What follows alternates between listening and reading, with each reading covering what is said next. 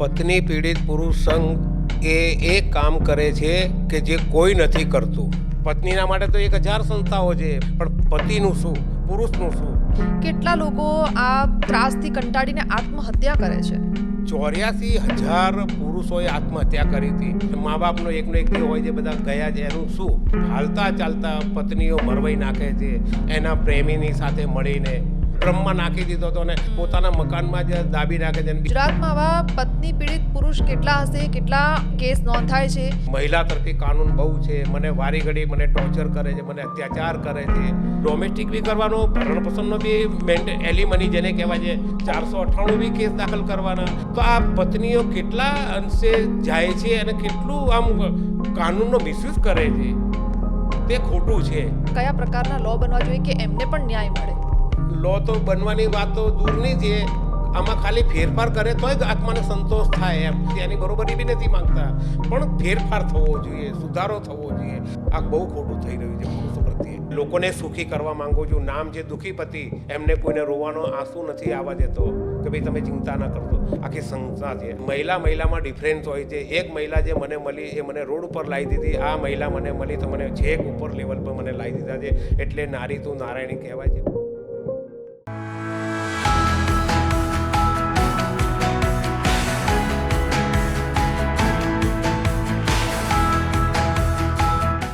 નમસ્કાર, જીએસટીવીના પોડકાસ્ટમાં આપનું સ્વાગત છે ને હું છું હિના. ઘણા મુદ્દાઓ ઉપર આપણે ચર્ચા કરતા હોઈએ છીએ, પણ એક મુદ્દો એવો છે કે કદાચ સમાજ એના ઉપર ચર્ચા નથી કરતો ને કદાચ વિચારતું પણ નથી. સ્ત્રી ઉપર અત્યાચાર, સ્ત્રીને હેરાનગતિ, તેના માટે સૌ કોઈ વિચારે છે. સ્ત્રી જ્યારે રડતી હોય ત્યારે સૌ કોઈ એની પડખે આવીને ઊભા રહે છે. પણ પુરુષનું શું? જ્યારે પુરુષ હેરાન થાય છે સ્ત્રીના કારણે કે અન્ય કોઈ કારણોસર, એ રડી પણ નથી શકતા, કોઈને કહી પણ નથી શકતા. પણ જ્યારે ન્યાયતંત્ર પાસે જવાબ માંગવા જાય છે ત્યારે પણ કહેવાય છે ને કે લો મોટા ભાગે સ્ત્રીના પડખે છે. આપણે ઘણા એવા કિસ્સા જોયા છે કે જ્યાં પુરુષો સ્ત્રીના કારણે હારી ગયા છે અને આખરે આત્મહત્યાનું પગલું ભર્યું છે. પુરુષ માટે કોઈ રસ્તો રહેતો નથી. પણ આજે અમે એક એવા વ્યક્તિને મળવા જઈ રહ્યા છે જેમની પાસે આ તમામ પુરુષો માટે રસ્તા છે. એવા પુરુષો માટે જે ખરેખર સ્ત્રીથી હેરાન છે, પત્નીથી હેરાન છે. અને એ ભાઈ છે દશરથભાઈ, જે એક સંઘ ચલાવે છે અને એ સંઘનું નામ છે પત્ની પીડિત પુરુષ સંઘ. અને આપણી સાથે જોડાયા છે દશરથભાઈ. દશરથભાઈ, આપનું સ્વાગત છે અમારી આ વિશેષ રજૂઆતમાં. નમસ્કાર. જી નમસ્કાર બેન. સૌથી પહેલાં તો હું એ પૂછવા માંગીશ કે પત્ની પીડિત પુરુષ સંઘ, આ સંઘ શું કામ કરે છે? પત્ની પીડિત પુરુષ સંઘ એ કામ કરે છે કે જે કોઈ નથી કરતું. ગુજરાતમાં નહીં, પૂરા ભારત દેશમાં નહીં, પરંતુ અમદાવાદ ખાતે અસારવામાં હું એક જ એવો વ્યક્તિ છું કે જે ઘાયલની ગતિ ઘાયલ જાણે, બધાને ખબર ન પડે. અખિલ ભારતીય પત્ની અત્યાચાર વિરોધી સંઘની સ્થાપના મેં કરેલ, જે 1994માં અને 1998માં રજિસ્ટ્રેશન કરાયેલી, એટલે કે NGO સંસ્થા ઊભી કરી. અને ધીરે ધીરે દુઃખી પતિઓ પોતાની આપવીતી જણાવતા કહેતા આજની તારીખમાં હું એવું માનું છું કે 76,000થી વધુ દુઃખી પતિઓ ઓન પેપર્સ નોંધાયેલા છે તમારી સંસ્થામાં. આ અમારી સંસ્થામાં પત્ની પીડિત પુરુષ, 76,000થી વધુ, 76,400 ને કંઈક સમથિંગ આંકડો છે, 83 કેટલા છે, એટલા દુઃખી પતિઓ ઓન પેપર્સ નોંધાયેલા છે. જેમાં IPS પણ છે, IAS પણ છે, એન્જિનિયર છે, પોલીસ છે, ડૉક્ટર છે. આ કાયદા જે હું કહેવા માંગુ છું એ કોઈને બાકાત નથી. કેમ કે આ કાયદો એક સર્વોપરી છે. કાયદો કોઈને છોડે નહીં. કયો કાયદો છે કે દહેજ પ્રતાડિત, જેને કહેવાય ડાઉરી પ્રોહિબિશન એક્ટ 1961, જેને કહેવાય 498 ક શારીરિક અને માનસિક ત્રાસની ડેફિનેશન છે. ડોમેસ્ટિક વાયોલન્સ એક્ટ છે. પછી ક્રિમિનલ પ્રોસિજર કોડ 125 મુજબ ભરણ પોષણ એલિમની, જેને કહેવાય મેન્ટેનન્સની બાબતમાં 24 HMA. એવા ઘણા પ્રકારો, બધા એક્ટ એવા છે ને કે જે પતિ, દુઃખી પતિ અને એના પરિવારો કે જીવન મરણ વચ્ચે ઝોલા ખાય છે, નથી જીવી શકતા, નથી મરી શકતા, પણ જેને વીતે એને ખબર પડે, બધાને ખબર નથી પડતી. લોકો દાંત કાઢે છે, હસે છે, હસવામાં કાઢે છે કે આવું હોતું હશે, એ તો જેને વીતે એને ખબર પડે. આ સંસ્થા આ કામ કરીએ છીએ અમે. શું કરો, કોઈ કેસ આવે ત્યારે તમારું પ્રોસિજર શું હોય છે? અમારી પ્રોસિજર એવી હોય છે, કોઈ મેમ્બર દુઃખીપતિ બનવા આવતો હોય છે ત્યારે અમે એને પૂછીએ છીએ કે ભાઈ તમે સાચા દુઃખીપતિ છો કે ખોટા છો, એ અમે નિરીક્ષણ કરીએ છીએ પહેલાં તો. અચ્છા. એટલે કે પહેલાં એમના 2 પાસપોર્ટ સાઇઝના ફોટા લઈએ, એમની પાસેથી દુઃખભરી કહાની, એમની પોતાની આપવીતી, એમની અરજ લઈએ છીએ અમે કે તમે શું કહેવા માંગો છો પત્ની અત્યાચાર વિરોધી સંઘને. જો સાચું હોય તો અમે એને માર્ગદર્શન પૂરું આપીએ છીએ, કાયદો એને ભણાવીએ છીએ, કાયદાનું જ્ઞાન આપીએ છીએ અને સમજ આપીએ છીએ. વાંચતા તો બધાને આવડે છે પણ સમજતા નથી, જેને બધા અર્થઘટન ચેન્જ થાય છે એવી રીતે. પછી અમે એમને કહીએ છીએ કે ભાઈ તમારે વકીલ રોકવાની કંઈ જરૂર નથી, આ તો પારિવારિક ન્યાયાલય છે, બરાબર. અને પતિ પત્નીની મેટરમાં તમે વધારે જાણતા હોય, પ્રોબ્લેમ તમારો જ છે, સોલ્વ પણ તમે જ કરી શકો છો, ત્રાહિત વ્યક્તિની કોઈ જરૂર નથી. વકીલ રોકશો તો તમારે વધારે ડિસ્પ્યુટ થવાના, એ ક્યારેય સારું થાય એવું ઈચ્છે નહીં. તો તમે પાર્ટી ઇન પર્સન પોતાનો ડિફેન્સ જાતે કરો. તમને કાનૂનનું જ્ઞાન નહીં હોય તો હું તમને કાનૂનનું જ્ઞાન આપીશ, પ્રોસિડિંગ શીખવાડીશ કે કયા પ્રકારના આખો સ્ટેજ ચાલે છે, સ્ટેપ બાય સ્ટેપ, એ બધું હું જ્ઞાન આપું છું. અને ધીરે ધીરે કામગીરી થાય છે. પછી ક્યારેક મને લઈ જાય છે તો બંને પતિ પત્નીને ભેગા કરાવું છું, ચાલુ અદાલતોમાં બી બહાર બોલાવીને પછી કોમ્પ્રોમાઇઝ કરાવું છું, સમાધાન કરાવડાવી દઉં છું. એમની પત્નીને પણ સમજાવું છું અને પતિને પણ સમજાવું છું. તો ક્યારેક માની જાય છે તો સારું થઈ જાય છે, ક્યારેક ન માને તો ભાઈ આગે ગોરખ જાગે, લડો, બીજું તો શું. આવી અમારી કામગીરી છે. પણ જે દુઃખી પતિ આવતા હોય છે એને અમે આશ્વાસન આપીએ છીએ કે ભાઈ રડશો નહીં, ચિંતા કરશો નહીં, આ તમે એકલા નથી, તમારા જેવા તો બીજા 10-15 દુઃખી પતિઓ બેઠા જ છે, જોઈ લો તમે. એટલે એને એમ ફિલિંગ થાય કે ભાઈ હું એકલો નથી, મારા જેવા તો અનેક છે. એટલે અમે એને પાણી પીવડીએ, ચા પાણી કરાવીએ, બહાર ગામથી આવે તો અમે એને જમાડવાનું કોશિશ કરીએ છીએ કે ભાઈ તમે જમો, સુખ શાંતિથી, ચિંતા ના કરશો, તમે એકલા નથી, તમારી સાથે આખું સંઘ છે, પત્ની પીડિત પુરુષ સંઘ. આ સંઘમાં કેટલા લોકો છે? અત્યારે હાલમાં અમારે એક્ટિવ મેમ્બર જે છે લગભગ 35 તો છે, પણ અત્યારે હાલમાં 15-20 તો મારે તાત્કાલિક હું ફોન કરું ને આખું ગ્રુપ અમારું ભેગું થઈ જાય. કાંઈ પોલીસ સ્ટેશનમાં જવું હોય તો તરત જતા રહીએ છીએ. પછી અમારી પાસે એક એમ્બેસેડર કાર છે જે દુઃખી પતિ વાહિની લખેલું છે, 5 વ્યક્તિઓ 6 વ્યક્તિઓ સાથે તરત પોલીસ સ્ટેશન જતા રહીએ છીએ. કોઈને કોર્ટમાં પોલીસ સ્ટેશનમાં FIR નોંધાયેલી હોય 154 મુજબની, એમાં બધા ગુનોનો પ્રકારના બધા પ્રકારો બતાવે છે કે 498 ક હોય, 34ની કલમ હોય, 100 આપણે શું કહેવાય 294 હોય, 506 હોય, 504(2). તો આપણે એમને સમજાવીએ કે ભાઈ આ બધું પોલીસને આઈઓ જેને કે તકો અમલદાર એમને સમજાવીએ છીએ કે ભાઈ તમે આ જે FIR ફાડી છે વાત સાચી, ગુનો નોંધી દીધો છે વાત સાચી, પણ તમે એવિડન્સ લીધા છે આ બેન કેટલું સાચું બોલે છે. દાખલા તરીકે બેન કહે છે કે મારી ઉંમર 37 છે, તો તમારી પાસે એનો એવિડન્સ છે, સ્કૂલ લિવિંગ સર્ટી છે, જન્મનો દાખલો લીધો છે? તો કે ના. મારપીટ થઈ છે તો શું એ સિવિલમાં ગઈ છે, એને કાંઈ નિશાની છે? ખાલી હંબક મહિલા જે કહે છે, પત્ની એમ કહે છે કે મને આમ અત્યાચાર કર્યો, મને આવું મારઝૂડ કરે છે, મને બીભત્સ ગાળો બોલે છે, અપશબ્દ બોલે છે, તો માની કેવી રીતે શકાય? એટલે આપણે આઈઓને પીઆઈને બધાને મળીને આપણે સમજાવી શકીએ છીએ કે ભાઈ આ તમે એમની તપાસ કરો. પહેલાં ફરિયાદ છે એવા સાચી, અરજી આપી છે, પણ અરે અરજીને તમે ફરિયાદના સ્વરૂપે ના જોશો, તમે એની ઝીણવટભરી તપાસ કરો કે આ બેન કેટલા અંશે સાચું બોલે છે. પછી તમે FIR નોંધો, તે લેખે લાગે. પણ તમે એમને હવામાં ઉડતી FIR નોંધો કે અમે સારી આટલી બધી FIR અમે સારી કામગીરી કરીએ, એ વ્યર્થ છે. છેલ્લે જતાં આખો કેસ ચાલી જતા નામદાર કોર્ટ બધાને નિર્દોષ જાહેર કરે છે પુરાવાના અભાવના કારણે. 248 કાઉન્ટ સબક્લોઝ 1માં કોઈ ગુનો સાબિત થતો જ નથી, તો પ્રૂફ થાય છે કે આ ખોટી ફરિયાદ છે. એવું હું નથી કહેતો, કોર્ટ નામદાર કોર્ટ કહે છે. પણ એવી રીતે પુરુષની ચકાસણી કેવી રીતે કરો છો? કારણ કે તમારી પાસે જે પુરુષ આવે છે ફરિયાદ લઈને, તો કોઈ કેસ આટલા જે કેસ આવતા હોય એમાં તમે કેસની સિલેક્શન તમે કેસનું કેવી રીતે કરો છો?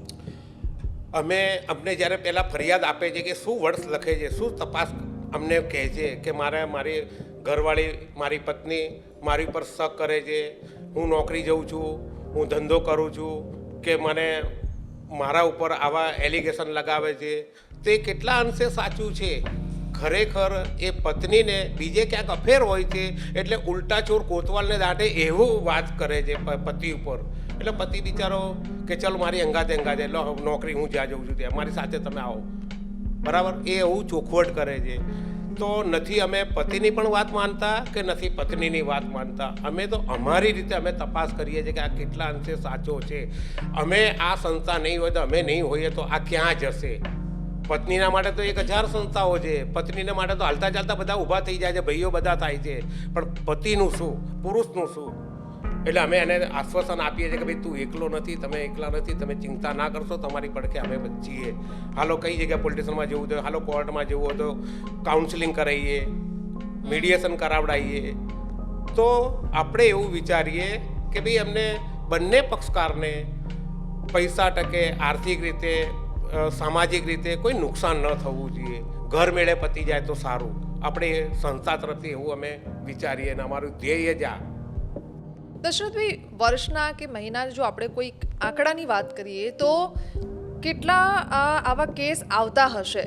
ગુજરાતની જો વાત કરીએ તો ગુજરાતમાં આવા પત્ની પીડિત પુરુષ કેટલા હશે? કેટલા ઓન ચોપડે કેસ નોંધાય છે? કેટલા લોકો આ ત્રાસથી કંટાળીને આત્મહત્યા કરે છે? હમણાં વચ્ચે અમે એક આરટીઆઈ કરી હતી લગભગ 2022માં, તો અમને 23ની આંકડાકીય માહિતી આપી હતી તો 84,000 પુરુષોએ આત્મહત્યા કરી હતી અને 32 કે 36,000નો આંકડો કંઈક મહિલાનો છે. એના ઉપરથી પુરવાર થાય કે પુરુષો વધારે પડતું આત્મહત્યા કરે છે. એ ચોક્કસ હું ડેફિનેટ છાતી ઠોકીને કહું. ભલે લોકો ગમે તે કહેતા હોય કે બિચારી બાપરી મહિલાઓ બહુ આત્મહત્યા કરે છે, એ તો જ્યારે હતા ત્યારે હતા. હવે તો એનું ઊંધું થઈ ગયું છે. હાલતા ચાલતા પત્નીઓ મરવાઈ નાખે છે એના પ્રેમીની સાથે મળીને. હમણાં જ આપને કિસ્સો હું બતાવું કે લગભગ આ ડિસેમ્બર મહિનાની 9 તારીખ આવશે એટલે 1 વર્ષ થશે. અતુલ સુભાષનું કાંડ જે હતું બેંગ્લોરનો, એણે ભણેલો ગણેલો 14 પાનાની સુસાઇડ નોટ આત્મહત્યા કરી મર્યો, ત્યારે બધું જાહેરમાં થયું. તો આવા તો કેટલાય બિચારા મા બાપનો એકનો એક જે હોય છે બધા ગયા છે, એનું શું? તો ભણેલો ગણેલો એને એવું લખ્યું, એના મનમાં વિચાર કે મારી સાથે બહુ ખોટું થયું. આવા તો કેટલાય છે. આખું ભારત દેશ છે, નાના નાના ગામડાઓ છે, શહેર છે, કેટલા છે. એના પછી તો કેટલાય બધા પેલા ડ્રમમાં નાખી દીધો હતો અને પોતાના મકાનમાં જ દાબી નાખે છે. બિચારી બાપરી આમ સારી લાગે, બધાને મહિલા પ્રત્યે બહુ જ અતિશય પ્રેમ હોય છે, પણ પુરુષ પ્રત્યે કોઈ આંસુ લૂસવાવાળું કોઈ મળતું નથી કે આ ખોટો હશે, આ ખોટો. પણ હું તો મારી દ્રષ્ટિએ મારો એક્સપિરિયન્સ, મારો અનુભવ, મારો તજુર્બો એવું કહે છે કે ના, બંનેને તમારે નિરીક્ષણ કરવું છે કેટલા અંશે સાચું છે. માની ન શકાય. માની લેવું અને માની શકાય બહુ જ જમીન આસમાનનો તફાવત છે. તમારે નિરીક્ષણ તપાસ તો કરવી જ જોઈએ, તો જ સાચું બહાર આવે, ક્યાંક આપણે ખોટા ના પડીએ. એટલે નિરીક્ષણ કરવું એ બહુ જ સારી વાત છે એવું હું માનું છું. આંકડા તો આપ જોશો ને તો મને એવું લાગે છે રોજના પર ડે 200 પુરુષ આત્મહત્યા કરતા હશે આખા ભારત દેશમાંથી. ભલે આંકડા કોઈ સાચા બતાવશે કે ખોટા બતાવશે, પણ મારું મન એમ કહે છે કે આટલા બધા પુરુષો મરે છે. છેલ્લે બધું ટ્રાઈમાં એને પોતાને ખબર હોય છે કે મારી પત્ની, મહિલા તરફી કાનૂન બહુ છે, મને વારી ઘડી મને ટોર્ચર કરે છે, મને અત્યાચાર કરે છે, મને નચાવે છે આંગળીથી. દાખલા તરીકે એક પત્ની કમાવા જાય છે તો એ 7 જણાના આંગળીમાં નચાવે છે. જ્યારે એક પુરુષ કમાવે છે ત્યારે આખા પરિવારનું ભરણ પોષણ બધું કરે છે. તો આવું કોઈ જોતું નથી. હવે દાખલા તરીકે એક પત્ની પોલીસ સ્ટેશનમાં ફરિયાદ નોંધાવા જાય છે તો સામે 4 મહિલાના નામ લખાવે છે, આ મારી સાસુ, દેરાણી, જેઠાણી, નણંદ. તો શું આ 4 મહિલા ખોટી, આ એક જ મહિલા સાચી? આવું કેમ? આ પણ એક પ્રશ્નાચિહ્ન છે. તો બેન, હું એવું કહેવા માગું છું કે ખરેખર સરકાર છે એટલે પોલીસ ખાતું અને કોર્ટ, એ કોર્ટ સ્વતંત્ર છે, આખું અલગ છે. અને આ ન્યાયાલય જે છે એ પુરાવા ચેક કરે છે કે કેટલા અંશે સાચું છે. લાવો તમે અત્યાચાર કરો, લાવો મને એવિડન્સ આપો. પ્રૂફ કરી બતાવો. એવિડન્સના બી બધા ભાગ પડે છે. 7 પ્રકારના એવિડન્સો છે કે શું તમે કયા પ્રકારના પુરાવા મને આપ્યા. ઇન્ડિયન એવિડન્સ એક્ટ 1872 જેની કલમ 63, 74 અને 62/2 શું આ ગૌણ પુરાવો છે, શું પ્રાયોગિક પુરાવો છે, શું આ કર્ણકો પુરાવો છે. એટલે પુરાવાના પ્રકારો છે. એ પુરાવામાં કેટલા અંશે સાચું છે એ માનવામાં આવે. તો કોઈને સાક્ષી પુરાવા બોલાવે તે માની ન શકાય, કેમ કે એને સાક્ષી છે, એને કીધું એ પ્રમાણે બોલવાનો છે. પણ કેટલા અંશે સાચું છે, કોઈ એવિડન્સ તો આપો તમે કે ભાઈ આ મારઝૂડ કરી હતી, આ સિવિલ હોસ્પિટલમાં ગયા હતા, આ ડૉક્ટરે જુબાની આપી છે. એવું તો કશું હતું જ નહીં. જે બોલે એ ચાલી જાય. હળાહળ ખોટું છે. એટલે અમે આનો સખત વિરોધ કરીએ છીએ. એકતરફી કાયદા છે, એકતરફી કાયદા છે. છાતી ઠોકીને હું કહી રહ્યો છું, આટલા વર્ષોથી કહેતો આવ્યો છું. દાખલા તરીકે સરકાર એમ કહે છે સમાનતામાં અસમાનતા ના હોવી જોઈએ, સરકાર એમ કહે છે, કેન્દ્ર સરકાર કહે છે. તો હું એવું કહેવા માગું છું, દાખલા તરીકે ઇન્ડિયન પિનલ કોડની કલમ 498 ક સ્પેશિયલ આખી એ આપી દીધું છે, જે 1983-84માં. તો બી કેમ નથી આપતા પતિના માટે? હવે આર્ટિકલ સંવિધાન કોન્સ્ટિટ્યુશન જે છે સંવિધાનમાં આર્ટિકલ 14 અને 21 સમાનતાની વાત છે. તો આમાં અસમાનતા કેમ? સમાનતાની અંદર આ અસમાનતા છે. પત્નીના ફેવરમાં બધું છે, લિંગ ભેદ થવું ના જોઈએ. તો આમાં હળાહળ અન્યાય છે ને. અમે લેટરો લખીને થાકી ગયા છે. આજ સુધી કોઈ કશું જ કરતું નથી. જ્યારે એમની પોતાની ઉપર કંઈ આવી પડે છે ત્યારે બધું જ ફેરફાર કરી નાખે છે, બધું જ ચેન્જ કરી નાખે છે. ધારે તો બધું જ થાય. દાખલા તરીકે 2016માં નોટબંધી ના કરી નાખી, કેન્દ્ર સરકારને કરવું હોય તો બધું જ કરી શકે છે, પણ પુરુષના માટે કંઈ જ નહીં, આજ સુધી નહીં. તો શું કરવું જોઈએ સરકારે? ફેરફાર કરવો જોઈએ સરકારમાં, કાયદામાં. સ્ત્રી તરફી કાયદા જે છે એમાં ફેરફાર કરવા જોઈએ, ફેરબદલ કરવા જોઈએ. દાખલા તરીકે ડોમેસ્ટિક વાયોલન્સ એક્ટ. હવે હાઈકોર્ટ, નામદાર હાઈકોર્ટ એમ કહે છે કે આ દીવાની મુકદમો છે કે આ ક્રિમિનલ છે. તો બંને હાઈકોર્ટના બંને જસ્ટિસો એકબીજાને નારાજગી દર્શાવતા હતા કે ના, કે આ મને દીવાની લાગે છે. પેલા બીજા જસ્ટિસ એમ કહેતા હતા કે આ તો કે ક્રિમિનલ મિસલેન્સ છે. બંને ઝઘડતા તો બંનેને નક્કી કર્યું કે ના, આ મિસલેન્સ કહેવાય, ન દીવાની કહેવાય, ન સિવિલ કહેવાય, ક્રિમિનલ પરચુરણ કહેવાય. તેમાં સજાની જોગવાઈ નથી. છતાંય એ લોકો કહે છે કે મને રહેઠાણનું મને કરી આપો, મારી પર અત્યાચાર મને કોમ્પેન્સેશનનો ખર્ચ આપો. આવા બધા ડોમેસ્ટિક બી કરવાનો, ભરણપોષણનો બી એલિમની જેને કહેવાય છે એ ભરણપોષણ બી લેવાનું, 498 બી કેસ દાખલ કરવાના, ફોજદારી બી કેસ કરવાના. તો આ પત્નીઓ કેટલા અંશે જાય છે અને કેટલું આમ કાનૂનનો મિસયુઝ કરે છે. તે ખોટું છે, હળાહળ ખોટું છે. તો શું પત્ની પીડિત પુરુષ જે છે એ લોકો માટે અલગ લો બનવો જોઈએ, અને કયા પ્રકારના લો બનવા જોઈએ કે એમને પણ ન્યાય મળે? લો તો બનવાની વાત તો દૂરની છે. આમાં ખાલી ફેરફાર કરે તોય જ આત્માને સંતોષ થાય એમ. દાખલા તરીકે હમણાં મેં આપને કીધું કે 498 એ છે તો બી હોવું જોઈએ. તો એમને દાખલા તરીકે મારુતિ આપી તો પુરુષોને સાયકલ તો આપો, તો ધીરે ધીરે સાયકલ ચાલીને તો એની જો બરોબરી તો થશે. આજથી તો ગમે ત્યારે, પણ આ તો સાયકલે નથી આપતા. મારુતિની વસ્તુ અલગ છે, સાયકલની વસ્તુ અમે તો ખાલી સાયકલ જ માંગીએ છીએ, એની બરોબરી બી નથી માંગતા. પણ ફેરફાર થવો જોઈએ, સુધારો થવો જોઈએ. બહુ જ નુકસાન થાય છે, બહુ જ પુરુષોને હત્યા થાય છે, આત્મહત્યા થાય છે, અને હાલતા ચાલતા મરવાઈ નાખે છે. નાની નાની નજીવી બાબતોમાં મોટું સ્વરૂપ ધારણ થાય છે. આ બહુ ખોટું થઈ રહ્યું છે પુરુષો પ્રત્યે. જી દશરથભાઈ, તમારી પાસે આટલા બધા કેસ આવ્યા છે, તો એવા કેવા કેસ આવ્યા છે કે જે ખરેખર તમને લાગે કે આમાં તો કંઈ છે જ નહીં, આ ઇઝીલી સોલ્વ થઈ શકે છે, આ કોઈ મુદ્દો જ નથી પતિ પત્નીને ઝઘડવાનો કે અલગ થવાનો? મેં આપને બેન હમણાં પણ કીધું કે હોય છે નજીવી બાબતમાં મોટું સ્વરૂપ ધારણ થાય છે, ઈગો જેને કહે છે. અત્યારે હાલમાં બેન કેવું છે કે મા બેન તો મારે પણ છે, મારે દીકરી પણ છે, મારા વાઈફ પણ છે, મારું સંસાર બહુ સારું ચાલે છે. પણ હું લોકોને એવું કહેવા માગું છું, બેન દીકરીઓને, કે અત્યારે હાલમાં જે ભણેલી ગણેલી જે દીકરીઓ છે એને મનમાં એમ સમજે છે કે અમે જ છીએ, પણ એને મર્યાદામાં રહેવું જોઈએ, અસ્તિત્વમાં રહેવું જોઈએ. ભણતર આખું અલગ છે અને ઘર ચલાવવું અલગ છે. પતિ જ જોઈએ. પેટની ભૂખ તો બધાને હોય, ગરડાને હોય ને જવાનિયાનો હોય, પણ એનો મતલબ એવો નહીં કે ઘરને સર્વનાશ કરી દેવું, સ્વર્ગમાંથી નરકમાં ફેરવી દેવું. આજે દાખલા તરીકે મારી દીકરી હોય ને મેં મારી દીકરીને વળાવી છે તો હું એમ કહીશ કે જા બેટા રાજ કરતો હું રાજ કરવા મોકલું છું એવો શબ્દ ના વાપરું. જા બેટા આ તારું મા બાપ છે, આ તારો પતિ પરમેશ્વર છે, આખા પરિવારને રક્ષા કરજે, બધાનું ધ્યાન રાખજે. અત્યારના જમાનામાં માવતર એમ જ કહે છે કે મારી દીકરી તો રાજ કરવા મોકલી દે, તો મોટું મહેલ છે રાજ કરવા માટે તમે મોકલો છો. એટલે એના વર્ડ્સ તો જુઓ, આ શોભે નહીં કે કંઈ પણ થાય તો અમે બેઠા છીએ, એટલે એને પ્રોત્સાહિત થાય છે બરાબર દીકરીઓને. એટલે કે ભાઈ મારા પપ્પા છે ને, મારા ભાઈ છે ને, મારી મમ્મી છે ને, અને આ જે એનું પરિવાર હોય અથવા એનો કોઈ પ્રેમી હોય તો એના કારણે ડિસ્પ્યુટ વધારે થાય છે. આ તો શોભાના ગાંઠિયાના જેમ ખાલી જાય છે પરણવા માટે. તો અત્યારે હાલમાં જે ભણેલી ગણેલી બહુ જ હોય છે ને ઊંચા લેવલની, એ જ હોય છે શોભાના ગાંઠિયા કે ભાઈ મારો હસબન્ડ છે, મારો પતિ છે, પણ એનો હોય છે તો બીજો છે. અત્યારે આ પ્રેમ પ્રકરણનું બહુ ચાલે છે મેડમ, આવું મારા ધ્યાનમાં આવ્યું છે. અને જે ખાનદાની છે એ તો છે જ, એ તો પરણેતર, એને તો નારી તું નારાયણ, એને પૂજીને લાયક છે. આપણે સિલ્યુટ મારીએ છીએ બે દીકરીઓને. તો કોઈક એવા કેસ સ્ટડીની વાત કરીએ કે જે તમને લાગતું હોય કે આમાં કંઈ હતું જ નહીં ને છતાં કોઈ મેટર જ નથી એમ. હમણાં બેન એક કિસ્સો મારી પાસે એવો આવ્યો તો, દુઃખી પતિ રડતો આવ્યો. મેં કીધું ભાઈ તમે રડો છો શાના માટે, શું થયું છે? કે સાહેબ શું કરું, અમારા ઘરની અંદર વેન્ટિલેશન જેને હવા ઉજાસ નથી બરાબર. તો પત્નીએ જીદ કરી કે તાત્કાલિકના ધોરણે અમારે પંખો છે, પંખો તો અહીં છે ને આપણે સુવાનું છે અહીંયા જાઓ કે કૂલર લેતા હો.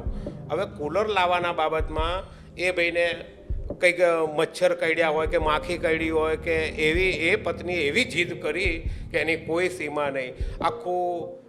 આખી એમનું પરિવાર, આખું કુટુંબ અને આખી સમાજ આખું ચકડોળે ચડાવી દીધું કે ના, કે હવે મારા ઘરમાં રહેવું જ નથી. પણ જે છે પહેલાં લગ્ન કર્યા પહેલાં બી આ જ મકાન હતું અને આજ પણ આ જ મકાન છે. કે પહેલાં તો બંગલો બતાવ્યો હતો ને અત્યારે કે આવું છે એવું તો હતું જ નહીં. જગ જાહેર છે, સામાજિક રીતે લગ્ન કર્યા છે, રીતિ રિવાજમાં લગ્ન કર્યા છે. ને હવે તો એ છોકરી એમ કહે છે કે મારે આ રૂમમાં મારે નથી રહેવું, મને મચ્છર કરડે, મને માખીઓ કરડે છે, ને જીવડા આવે છે, અને મને હવા ઉજાસ નથી મળતી. તો બારી તો આ એક જ હતી કે તારે 4 બારીઓવાળું મકાન જોઈએ છે, ફ્લેટ જોઈએ છે. આવાય કિસ્સા આવ્યા હતા. અને એક જણો તો એવો, બેન આપણે શું કહું, એવો માર ખાઈને મેં કહું આ ભાઈ આ શું થયું અહીંયા તમને લોહી, કે મારી બેને સીધું વેલણ માર્યું. મેં કીધું ઉભા રહો ભાઈ, તમે અહીંયા ખોટા આવ્યા, પહેલાં તમે સિવિલમાં જાઓ, 5 રૂપિયાની બુક ચોપડી કઢાવીને અને તમે પાટાપિંડા કરીને તમે સ્ટેટમેન્ટ પહેલાં કરાવડાવો તમારું, અને પછી તમે તમારે આવજો, આપણે હું તમને સાંભળીશ અને પછી એનો રસ્તો કંઈ કાઢીશું અથવા તમારા ઘરવાળાને તમારા પત્નીને સમજાવીશું.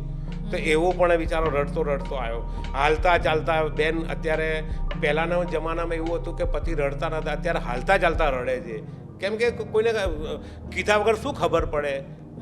અને એવો રડે કે ભાઈ તમે યાર રડશો નહીં, આ બધા કામ મહિલાનું છે. કે ના કે આ બધું મહિલાને અમે જ અત્યારે અતિશય, હું ક્યાં જવું, કે મારા મમ્મી પપ્પાથી અમે વિખૂટા પડી ગયા. એના ધાર્યા મુજબ અમે મકાન સેપરેટ રાખ્યું. એના ભાડાની બધી નકલો મને બતાવી કે અમે એના કહેવા મુજબ ભાડવત મકાન લીધું.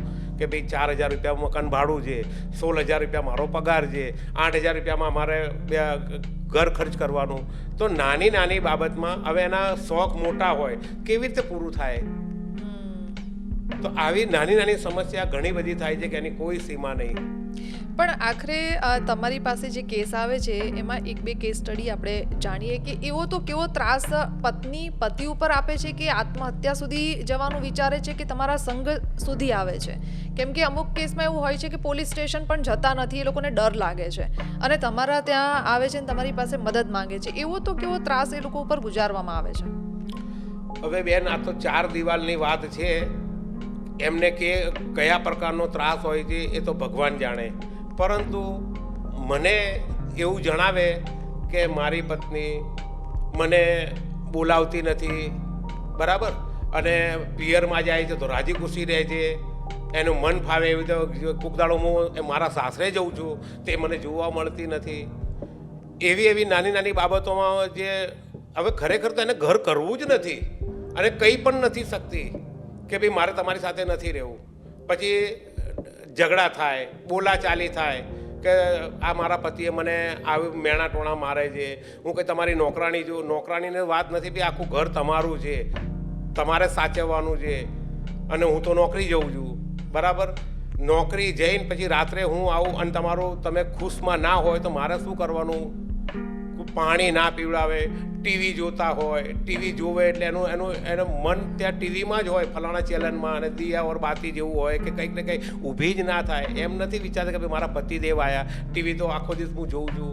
એટલે આવા ઘણા બધા એવા સમસ્યા થાય છે, એના અનેક પ્રકાર હોય છે. ઝઘડા થવાના આમ ફણગા ફૂટે છે અત્યારે તો નાની નાની બાબતોમાં, કે યાર આપણને માનવામાં ના આવે. આપણે કીધું ઘણી વખત હું કહું છું કે ભાઈ આ તો યાર હાવ નજીવી બાબત કહેવાય. આ તો તમે બે જણા ઝૂકી જવાનું, હાથ જોડવાના, પત્નીને કોઈ દેવી દેવતા જ કહેવાય આપણા, કે ભાઈ તમે મારા જેમ કહો એમ, બસ કંઈ નાના બાપના નથી થતા હતા. તો તમારે ઝઘડો છે પોલિટિશિયન ના દે, કોર્ટ કચેરી ન જવું જોઈએ, બધું સહન કરો. અત્યારે વિલા બોર્ડે અત્યારે આ જમાનો જ આ છે, સહન કરશો એટલું તમારે સારું થશે. જેટલું દુઃખ જોતો એટલું તમને સુખ મળશે. પણ એકબીજાને ઈગો કે ના હું ના હારું, પત્ની કહે છે કે હું ના હારું, બે રણચંડીના જેમ થાય છે, એ પાર નથી આવવાનું. ક્યારે આ રથ કાશીએ નહીં પહોંચે એવું હું બધાને શીખવાડું છું અને કહું છું. પણ તમારો સંઘ કાશીએ પહોંચે છે? હવે લગભગ એવું તો મને લાગે છે આજ નહીં તો ભવિષ્યમાં ગમે ત્યારે ગમે તે સમયે કે જેને વીતશે ને એને ખબર પડશે. દાખલા તરીકે એક એવો વર્ડ્સ હું આ વાપરું છું કે બધા દુઃખી પતિઓ છે, પણ આપણા મોદી સાહેબ મહા દુઃખી પતિ છે, બરાબર. જ્યારે એમના ઉપર વીતે તો જ ખબર પડે. દાખલા તરીકે અમિત સાહેબ છે, એમને પણ વીતે તો ખબર પડે. હવે આ બધા કાયદા પતિ પત્નીના જોડાનું કાયદાની વાતોની વાત આવશે. કોઈને જ્યારે થાય તો જ ખબર પડે, નહીંતર કશું જ નહીં થાય. એ જ રીતે બધું ચાલતું જાય છે, બિચારી છે. દાખલા તરીકે 1860ના એક્ટ છે બ્રિટિશ સરકારના, તો ઇન્દિરા ગાંધીજી હતા, એક નારી હતા, નારી શક્તિ બતાવી એમને આખા ભારત દેશમાં. બધું જ કાયદા કાનૂનમાં ચેન્જ કરી નાખ્યું. આ 1983-84માં 498માં ફેરબદલ કરી, નારી નારી નારી કરીને. તો એવો કોઈનો કોઈ તો પુરુષ પાકશે જતે દિવસે, ગમે ત્યારે, મારા મરી ગયા પછી બી. તો આ ચેન્જ થશે. ક્યારે આપણે જેને કહેવાય ને આશાનું કિરણ દેખાય આપણને, આશા નિરાશ નથી થતી, કરેલું ક્યારે એળે જતું નથી. આ મારા મનના વિચાર છે. પણ અત્યારે મોદી સાહેબ છે તો તમે ત્યાં સુધી પહોંચ્યા છો રિક્વેસ્ટ કરવા માટે? મારી અવાજ છેક સુધી હું પહોંચાડ કરું છું. કોઈને કરવો તો કરે, ના કરવો તો કંઈ નહીં. હું લેટર લખ કરું છું રાષ્ટ્રપતિજીને અને લો પાર્લામેન્ટમાં, અને મોદી સાહેબને પત્ર લખ કરું છું, અને હ્યુમન રાઇટ્સમાં બી લખું છું. તો જવાબ આવે છે કે હા તમારું પત્ર અમે વાંચ્યો, અમે ફલાણે ફોરવર્ડ કર્યો. હું 10 લીટી લખું છું, એ લોકો 2 લીટીમાં મને જવાબ આપે છે આપનો પત્ર મળ્યો, અમે એ બુદ્ધિજીવી તો એ છે. હું જો ડફોડ છું, લખ કરું છું, મને અડકાયું કૂતરું કર્યું છે. પણ ગમે ત્યારે હું મારું કાર્ય કરું છું. જે થવું હોય થાય, કમ વોટ મે, જે થવું હોય થાય. કેટલા લેટર લખ્યા છે તમે? મેં એટલા બધા પત્રો લખ્યા છે, એની કોઈ સીમા નહીં. એની કોઈ મેં ગણવા નથી બેઠો, પણ એની કોઈ સીમા નથી. દર વર્ષે 6 મહિનામાં 2 પત્ર લખ કરું જ છું. ભાઈ આ જ તો કે એમના ખબર તો પડશે કે ભાઈ આવો કોઈ વ્યક્તિ છે, આવો કોઈ વ્યક્તિ છે, કોઈને કંઈક લખે પુરુષ પ્રત્યે. તો હું લખું છું, એ વાત સાચી. અને હું હમણાં પત્ર બી લાવ્યો છું. રાષ્ટ્રપતિ જે મને પત્ર જવાબ પણ આપ્યો છે, એ લોકોએ ફોરવર્ડ કર્યો બી છે લો પાર્લામેન્ટની અંદર. તો એમાં સુધારા થશે, પણ થાય ત્યારે થાય. અત્યારે તો આપણને એમ લાગે છે કે અત્યારે પુરુષોનો મરો છે આ કાનૂનના બાબતમાં. જેવી રીતે 8 માર્ચ આંતરરાષ્ટ્રીય મહિલા દિવસ આખા ભારત દેશમાં ઉજવણી કરે છે, હાહાકાર મચી નાખે છે, સરકારોમાં ડેકોરેશન કરાવે છે. જ્યારે આ 19 નવેમ્બર જે હોય છે તો પુરુષના પ્રત્યે જાણે પુરુષ હયાત છે જ નહીં એવું માને છે. પુરુષ પ્રત્યે કોઈએ મને હરામ બરાબર જો મને કોઈએ થેન્ક યુ કીધું હોય કે કોંગ્રેચ્યુલેશન કીધું હોય, કોઈ જ નહીં. બોલો, એટલે આ કેટલું બધાને એમ લાગે છે કે કહું કે ના કહું, એમાંય શરમાય છે. વાત આ આવે છે. હવે દાખલા તરીકે પુરુષ પ્રત્યેની જે મહિલા આયોગ છે, જ્યાં જો તે મહિલા આયોગ, તો પુરુષ આયોગ બી તો હોવું જોઈએ ને. કેટલો હળાહળ અન્યાય કરે છે આ ભારત સરકાર. આ ખોટું છે. પુરુષ પ્રત્યે નફરત છે, અને આખો દેશ પુરુષ પ્રત્યેથી ચાલે છે, અને વર્ષોથી ચાલતા. પહેલા બધા યુદ્ધ જેને ક્રુઝેડ કહે છે, જે બધો યુદ્ધ થતા હતા, પુરુષો જ મર્યા છે, કોઈ મહિલા નથી મરતી. અને રાજા બધાને રાખતા હતા દાસીઓના જેમ. અને બિચારા પુરુષો મર્યા છે, અને આજે બી મરી રહ્યા છે. આજે કાયદાથી મરે છે, કોઈ કશું જ સાંભળતું નથી. પણ હું વર્ષોથી કહેતો આવ્યો છું, વારી ઘડી કે કરું છું અને મરતો મારો જીવ છે ત્યાં સુધી કહેતો રહીશ કે ભારત દેશના 4 સ્તંભ જે 3 કાર્યકારી એટલે પોલીસ ખાતું, ન્યાય પ્રણાલી એટલે આ કોર્ટ કચેરી અને વિધાયિકા એટલે વિધાનસભા લોકસભા, આ 3 અમારા માટે મરી પડવાની છે. ફક્ત અને ફક્ત મીડિયા, સોશિયલ મીડિયા અને પ્રિન્ટ મીડિયા આ જ અમારી વાત છેક સમાજ સુધી વાચા પહોંચાડે છે. હું ખૂબ એમને સિલ્યુટ મારું છું અને ધન્યવાદ કહું છું કે ખરેખર આ મીડિયા જે એક એવી વ્યક્તિ કે અમારી વાત, મારો અવાજ કોઈકને તો 50 માણસ છે કે 5000 વ્યક્તિને પહોંચાડે છે. બાકી આ 3 સ્તંભ તો મરી પડ્યા છે. આવું હું 1000 વખત બોલું છું, કોઈ સાંભળતું નથી. દશરથભાઈ, પણ તમે જે કાર્ય કરો છો એ કાર્ય એટલે કે પત્ની પીડિત જે પુરુષ છે એને ન્યાય અપાવવા માટે તમે કાર્ય કરો છો. આ કાર્ય તમે કેવી રીતે પસંદ કર્યું? શું તમારી સાથે એવું વીતી ગયું છે કે પછી તમને આ વિચાર ક્યાંથી આવ્યો? કે ઘાયલની ગતિ ઘાયલ જાણે, બધાને નહીં ખબર પડે, ક્યારેય નહીં ખબર પડે. જેને વીતી એને ખબર પડે. જેમ કે પગમાં વાગ્યું હોય તો સિવિલ હોસ્પિટલમાં જાય, નહીંતર સિવિલમાં કોઈ દાડો જોવા જતા જ નથી. એવી રીતે મારી ઉપર 1994માં આ બનાવ બન્યો હતો. જે શાંતિ દેવી સિસોદિયા હતા એ લોકો, અમે દશરથસિંહ દેવડા મારું નામ, અમે અમદાવાદ રહેતા હતા. મારી પત્નીએ મારા ઉપર કેસ કર્યા હતા રાજસ્થાન પાલીમાં અને મારા ઘરના 6 મહિનાની અંદર 7 જણા ગુજરી ગયા હતા. એટલે હું ક્યાંયનોય નહોતો રહેતો. મારી મા મને કહેવાવાળી કે બેટા આ ઘરમાં, એવું મને કોઈ કહેવાવાળું નહોતું. મારું આગળ પાછળ કોઈ જ નહોતું. પછી હું હિમાલયમાં જતો રહ્યો, 2 વર્ષ હિમાલયમાં રહ્યો છું. બદ્રીનાથ સતોપતના રસ્તે જ્યાં 5 પાંડવો ગયા હતા ત્યાં એક પેલું ગુફા કહે છે ને, એ ગુફામાં મેં દિગંબર બનીને હું બેસી ગયો તો અનુષ્ઠાન કર્યું હતું. ત્યાંથી પછી મને એક નાથજી મળ્યા હતા, ગુરુજી હતા. એમણે મને આશીર્વાદ આપ્યા હતા કે તમે સંત સાધુ બનવા કે એના લાયક નથી, તમે નીચે જાઓ, આ મારા આશીર્વાદ છે. નાથજી તમારી આગળ પાછળ છે, તમારું તો આખા ભારતમાં ડંખો વાગશે, આ હાકાર મચશે. તો મેં કીધું ગુરુજી કેમ આવી રીતે મારી મજાક કરો છો? કે ના, કે આ મારો નાથજીનો અવાજ છે, તમે ચિંતા ના કરશો, કે તમારું બહુ સારું થશે, તમને સારી પત્ની મળશે, સારું આખું પરિવાર હશે, તમારું તો બહુ હાહાકાર મચશે. આજે મને એમ મારા મનમાં મને ગુરુજી યાદ આવે છે. નાથજી, ઓમકારનાથજી નામ હતું, રાજ યોગી ઓમકારનાથ. એ ગુરુજીના આશીર્વાદથી આજે હું જે કહી છું એ છું. પછી મને વધારે ઇન્ટરેસ્ટ જાગ્યો. મારી અત્યારે હાલમાં મારી નવી પત્ની છે. નવી તો ના કહેવાય, જૂની જ કહેવાય. આજે 27 વર્ષ થઈ ગયા, 28 વર્ષ, પણ આ બીજા પત્ની છે એવું કહેવાય. પછી એક દીકરી છે આપના જેમ, નેહા દેવડા નામ છે. બહુ ભણે છે, બહુ સારું ભણે છે, બહુ ડાયી દીકરી છે. અને એ દીકરીને જોઈને મને મને નજર આવે કે મારી દીકરી છે એવું હું વિચારું છું. તો કહેવાનો ભાવાર્થ એવો છે, મહિલામાં ડિફરન્સ હોય છે. એક મહિલા જે મને મળી એ મને રોડ ઉપર લાવી દીધી. આ મહિલા મને મળી તો મને છેક ઉપર લેવલ પર મને લાવી દીધા છે. એટલે નારી તું નારાયણી કહેવાય છે. હું મારી પત્નીનો જેટલો ઉપકાર માનું એટલો ઓછો છે.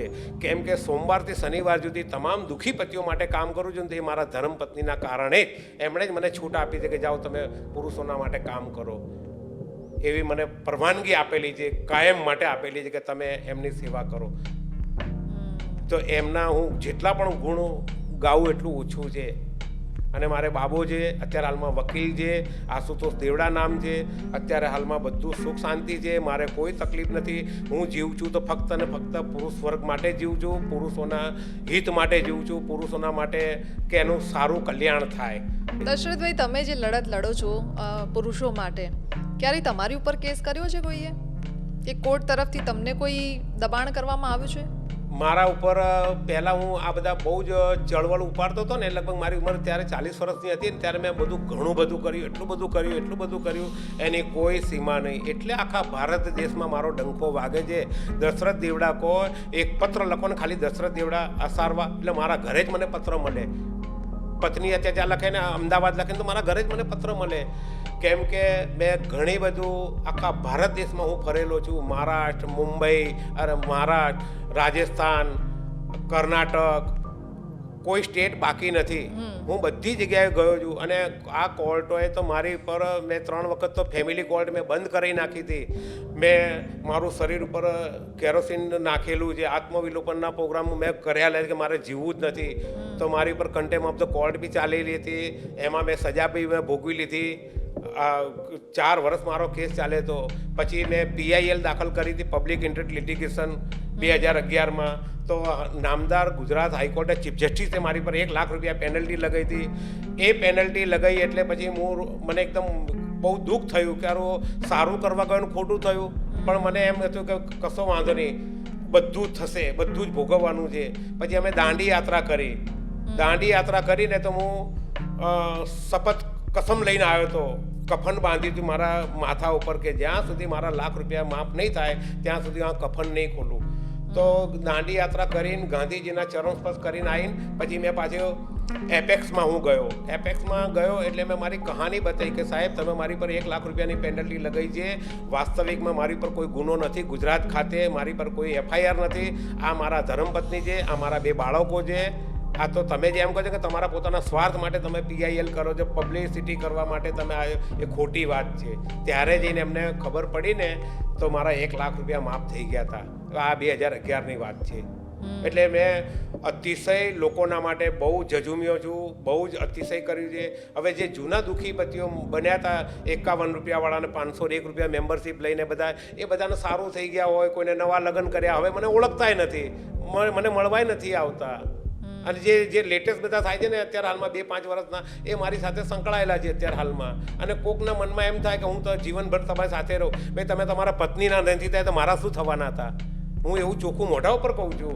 એના માટે તો તમારે જેને કહેવાય ને ધન, ધીરજ અને ધક્કા, 3 વસ્તુ હોવી જોઈએ તો તમે લડી શકો, નહીં તો ના લડી શકો. તમારું કામ નહીં. 3D પાવર્સ હોવો જોઈએ, 3માં D હોય, ધન, ધીરજ અને ધક્કા. અને તમારે બધાનો ત્યાગ કરવો પડે. જ્યારે મેં તો બધાનો ત્યાગ કરેલો હતો. આટલું બધું કરતાં હું સુખી છું અને લોકોને સુખી કરવા માંગુ છું. નામ છે દુઃખીપતિ, પણ અમે અંદર ખાને સુખી છીએ. એમને કોઈને રોવાનો આંસુ નથી આવવા દેતો કે ભાઈ તમે ચિંતા ના કરશો. આખી સંસ્થા છે. કોઈ દુઃખી આવે છે, અતિશય ખાવાના ફાંફા હોય છે તો આપણે એને બધું જ એનું પૂરું કરીએ છીએ કે ભાઈ અમે ખાવાથી માંડીને અને કોર્ટ કચેરીને. ઘણી વખત હું એમ કહું છું કે તમારી ઉપર કાયદાની વકીલને 50,000 રૂપિયા ફી તમે આપો છો, એના કરતાં 2-5 હજાર રૂપિયા તમે કાયદાના ચોપડા વસાવો અને વાંચો અને સમજો તો તમારે બહુ સારું રહેશે. આખી જિંદગી તમારે સારું રહેશે. આ બધા દુઃખીપતિઓને આ જ સલાહ આપું છું, તમે વાંચન કરો અને સમજો. વાંચો, જાણો અને સમજો.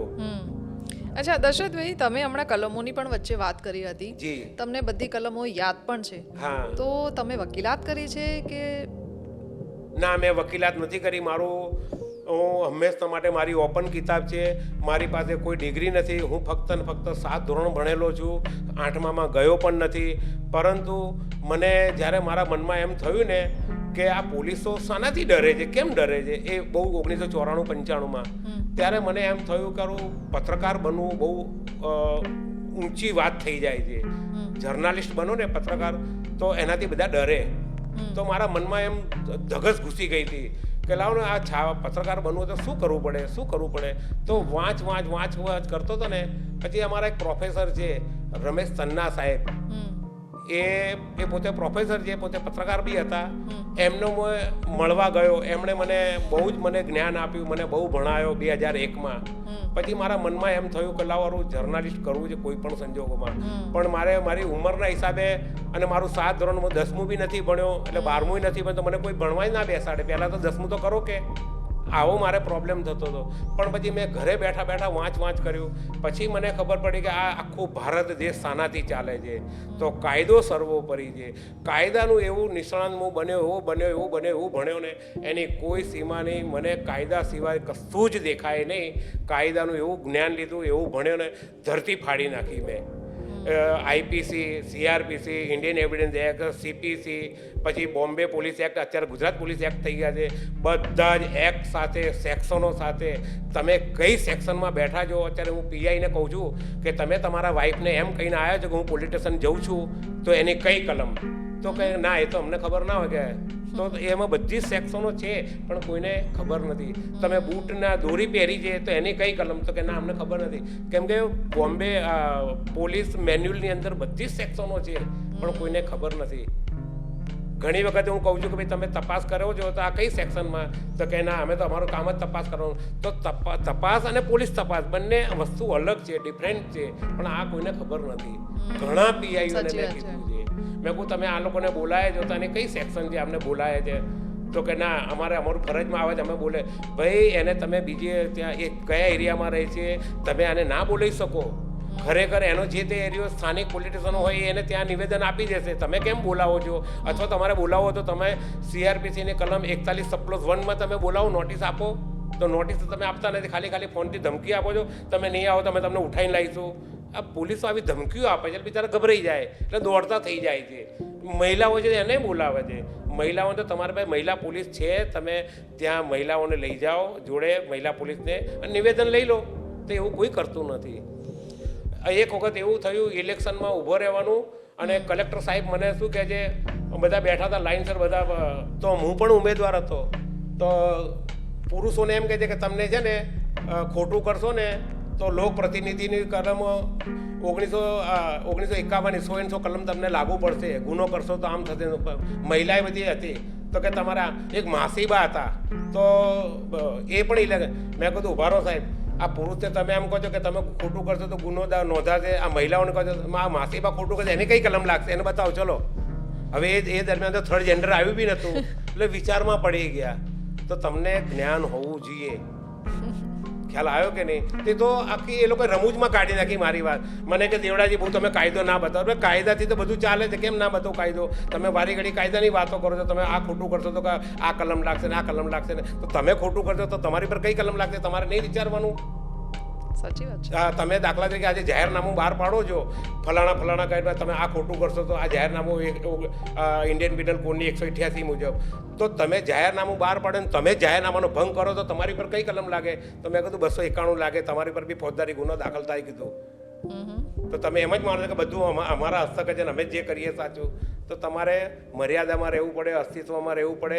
કાયદો સર્વોપરી છે, કાયદાનું જ્ઞાન લેવું જ પડે. આ જમાનામાં જીવવું હોય તો સાયકલ લઈને જઈએ, હાલતા ચાલતા કોકને ભટકાઈ ગયા હોય તો કોલર પકડે છે ને આમ હાથો કરે ને અભદ્ર વ્યવહાર કરે આપણી સાથે, તો તમારી પાસે કાયદાનું જ્ઞાન બહુ સર્વોપરી છે. આ લેવું જ જોઈએ જીવવું હોય તો. બાકી કરોડો રૂપિયાના માલિક હોય, અંદરની આત્માથી સંતોષ ના હોય તો બધું વ્યર્થ છે.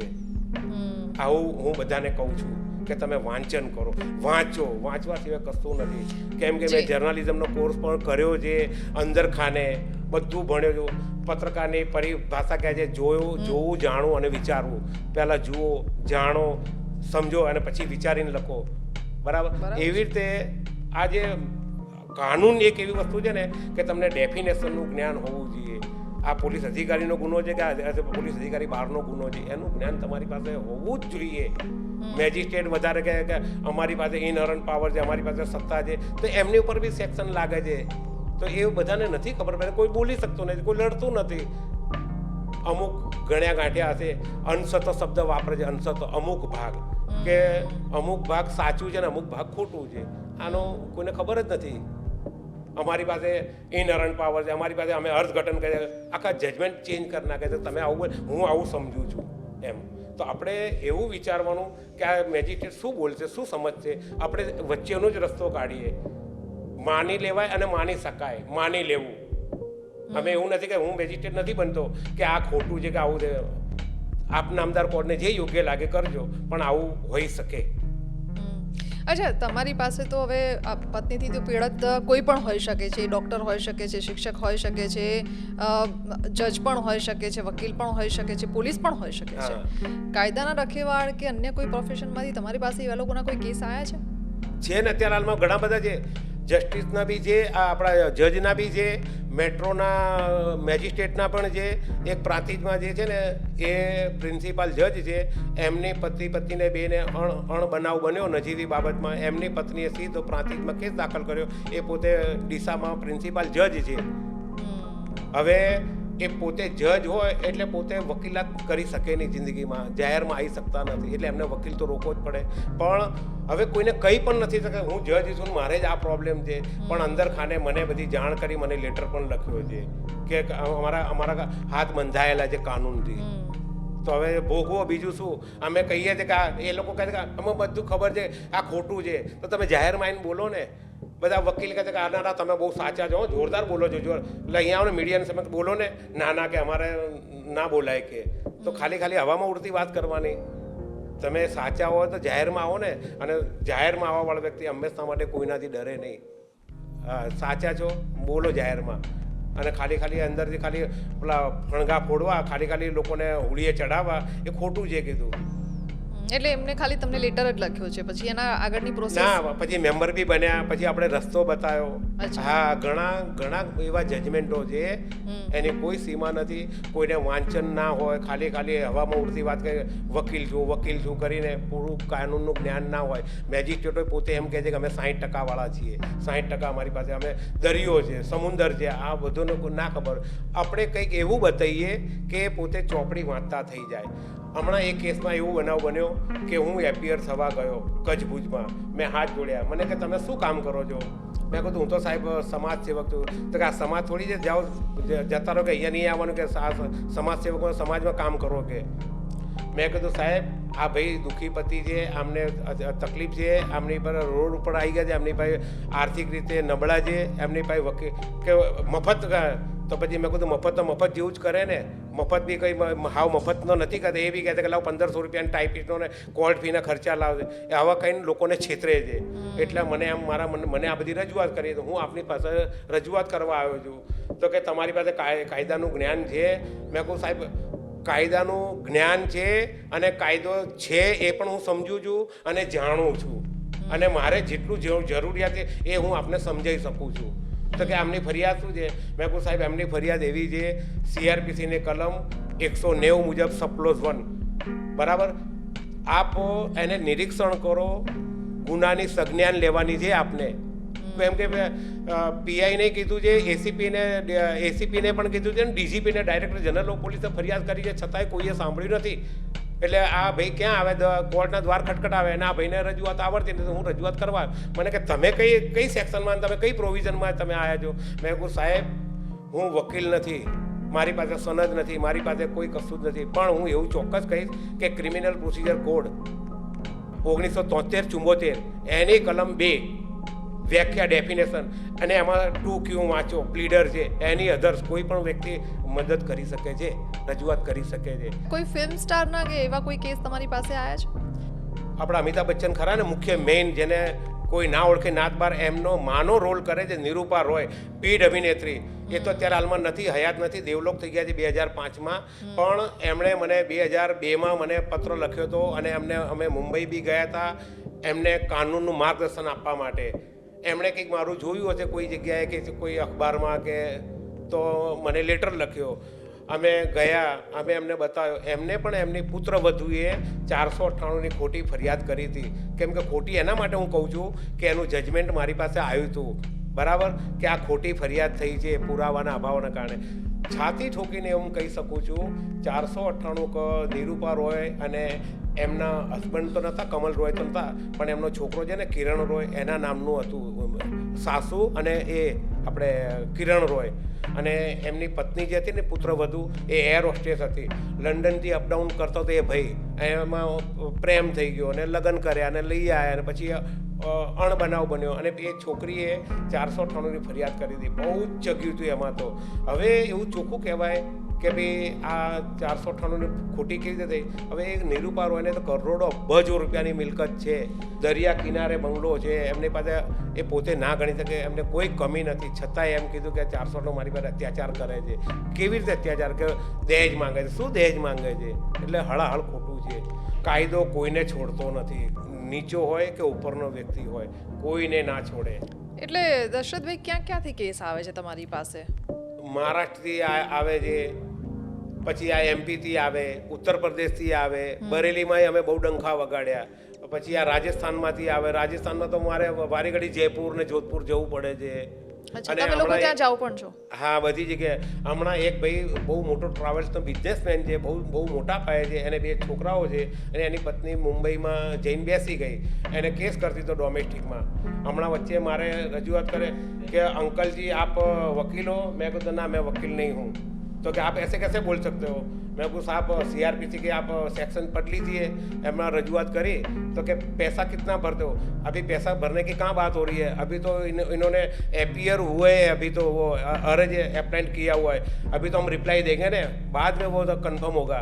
પછી એ શોર્ટ થઈ ગયા, તરત જ અમને મુદત આપી દીધી. હમણાં 11-11ની મુદતમાં અમે જઈને આવ્યા મુંબઈ, 11-11ની. તે મને લઈ જાય છે અને લાવે છે.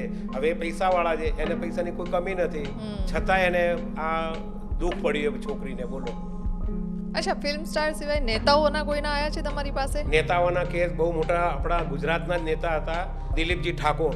એમના પુત્ર વધુએ 498ની ફરિયાદ કરી હતી પાટણમાં. તો એમણે મને બોલાયા હતા, એમને હું મળવા માટે જતો હતો. તો મને બધી વાર્તાલાપ, પણ એમાં બધા મોટા લોકો છે ને, એમના વકીલો બધા હોય જ છે એમની પાસે અંગત, કે મારો ખાસ વકીલ છે, મારો ખાસ વકીલ. પણ આવું કોઈને એવી ખબર નથી કે આ કાયદાની અંદર આવું થતું હશે ને તો આ સાચું બતાવે છે કે ખોટું બતાવે છે એ કોઈ જાણતું નથી. દશરથભાઈ, સાંભળ્યું છે કે તમારા આ સંઘનું એક સ્લોગન પણ છે.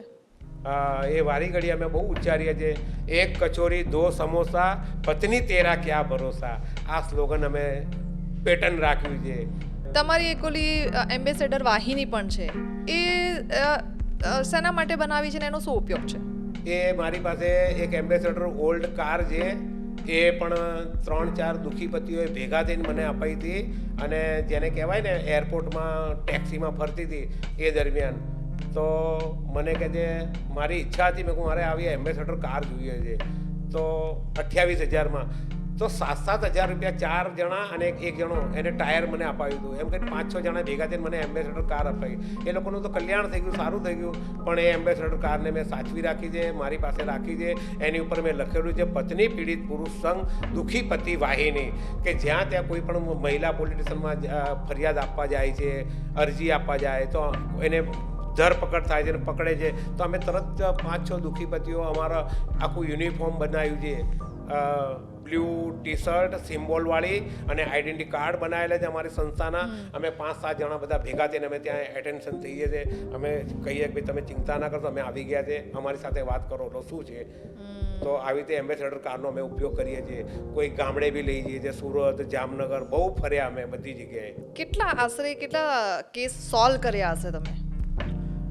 એવું તો લગભગ મને એમ લાગે છે, મારે મનથી મારા દ્રષ્ટિથી મને એમ લાગે છે કે ઓછામાં ઓછા 32,000 જેવા તો અમે સમાધાન કરાય, સોલ્વ કર્યા છે. અને આગળ વધવા જ નથી દીધા. હાઈકોર્ટમાં મારે બનાવ બન્યો હતો કે મારી પર 1 લાખ રૂપિયાની પેનલ્ટી હતી ને, તો લોકોને મનમાં એમ કે આ પત્નીના વિરુદ્ધ છે, આ પત્નીના વિરુદ્ધ, એવી છાપ પડી ગઈ છે મારી, છાપેલા કાટલાના જેમ મને બધા ખોટું વગોળે છે. પણ ખરેખર એમને એવી ખબર નથી કે હું સમાધાન કોમ્પ્રોમાઇઝ કરું છું. તો આવી રીતે હાઈકોર્ટમાં બધા પતિ પત્નીને લઈ જઈને ઊભા કર્યા ને, તો એ લોકો બોલ્યા હતા કે ભાઈ આ સાહેબે જ અમારું સમાધાન કરાવી આપ્યું છે અને અમે સુખ શાંતિથી રહીએ છીએ. તો એવી રીતે ઘણા જણાને મેં સમાધાન કરાય છે.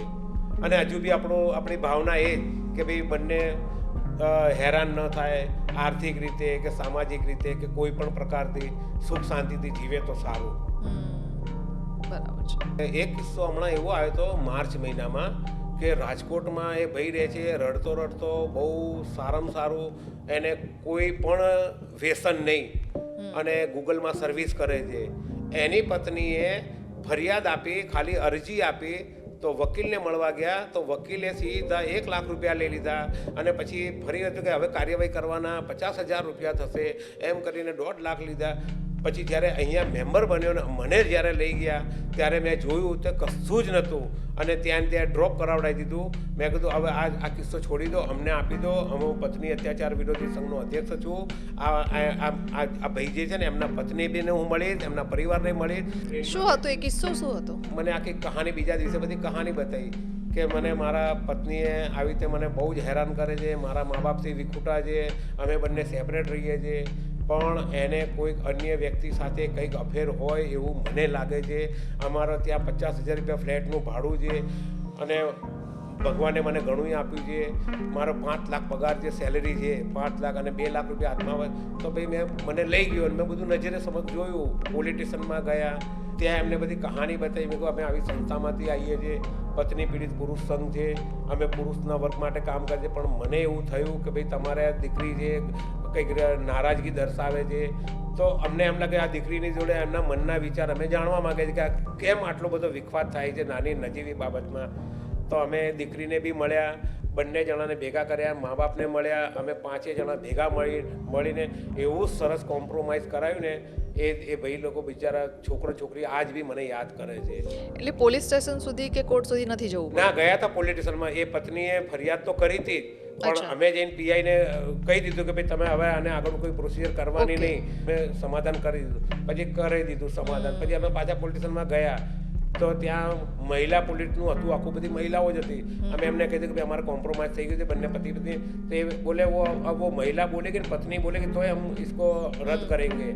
बोले उनको ले आओ. तो ये बहन ने भी हमें ले गया पुलिस स्टेशन में. एने लिखित में आपे कहा हमको कुछ नहीं करना है, हमारा कॉम्प्रोमाइज हो गया. बोले ये दादाजी आ गए, सब ठीक ठाक हो गया. तो નીકળી ગયો કેસ ને, કશું જ ના થવા અચ્છા. દીધું. હા. દશરથભાઈ, આ કાર્ય તમે ક્યાં સુધી ચાલુ રાખશો?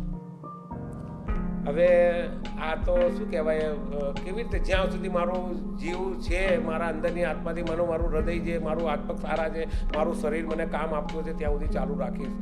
દશરથભાઈ, મારી સાથે જોડાઈને ખૂબ સરસ આ ચર્ચા કરી, ખૂબ સારું કાર્ય કરી રહ્યા છો તમે આ સમાજ સેવાનું. ખૂબ ખૂબ આભાર અમારી સાથે જોડાવા બદલ. આપને પણ બેન ખૂબ ખૂબ ધન્યવાદ. અને આપે મારી આખી બધી મનની બધી જે ભડાસ કહે છે એ બધું ઉકળાવ હતો, બધું આપે સાંભળ્યો અને સમાજ સુધી પહોંચાડજો. ખૂબ ખૂબ ધન્યવાદ. અને સિલ્યુટ મારું છું, 10 વખત સિલ્યુટ મારું છું કે આપના જેવા બેન જે છે તો ખરેખર બધા દીકરીઓને, અમારા દુઃખી પતિઓની ઉંમર આપને લાગે. ના ના, આ મારું કાર્ય છે અને અમે એ કરી રહ્યા ખરેખર છીએ. આપે સાંભળ્યો બરાબર, નહીતર અમારું ક્યાં કોઈ સાંભળતું નથી. બધું જોયા કરીએ છીએ ને આ સાંભળીએ નીકળી જાય છે, જોયા છીએ, જોયું ના જોયું. પણ આ એક મીડિયા જેવી વસ્તુ છે ને, અને આપને એવો કેવો વિચાર આવ્યો કે અમારા જેવાનું કંઈક સાંભળવા આપને આમ જિજ્ઞાસા જાગી, જેને રુચિ કહેવાય આપને કે સારી. ના, બિલકુલ. કેમ કે અત્યારે કેસીસ પણ એવા વધી રહ્યા છે અને તમે જે કાર્ય કરી રહ્યા છો એના ઉપર ખરેખર સરકારે ધ્યાન પણ આપવું જોઈએ, આના ઉપર લો પણ બનવું જોઈએ કે સ્ત્રીને જ્યારે લોકો સાંભળે છે તો પુરુષને પણ લોકોએ સાંભળવું જોઈએ, અને આજના સમયમાં ખૂબ જરૂરી છે. હા, બિલકુલ. Thank you so much Dasharathbhai, અમારી સાથે જોડાવા બદલ. થેન્ક યુ, ખૂબ ખૂબ આભાર. તો દશરથભાઈ આમ તો બહુ ભણેલા નથી, પણ ખરેખર ગણ્યા બહુ જ છે. કારણ કે વકીલાત એમને નથી કરી, પણ છતાં આજે વકીલાતનું ખૂબ સારું નોલેજ પણ ધરાવે છે. એટલા માટે, કારણ કે એમનું જે મન અને જે હૃદય છે ને એ એક જ કાર્યમાં છે, એ સમાજ સેવા માટેનું. એટલા માટે કે દીકરીઓ માટે, સ્ત્રીઓ માટે લો બનેલા છે, એમને લોકો સાંભળે પણ છે, સમાજનો પણ સપોર્ટ મળે છે, પણ પુરુષોને કોઈનો સપોર્ટ મળતો નથી ને. એના માટે જ દશરથભાઈ આ કાર્ય કરી રહ્યા છે કે પત્નીથી પીડિત જે પુરુષ હોય તેનું સાંભળે અને તેને ન્યાય અપાવે. અને ઘણા એવા કેસ છે જેમાં એમણે ન્યાય પણ અપાવ્યો છે. નમસ્કાર.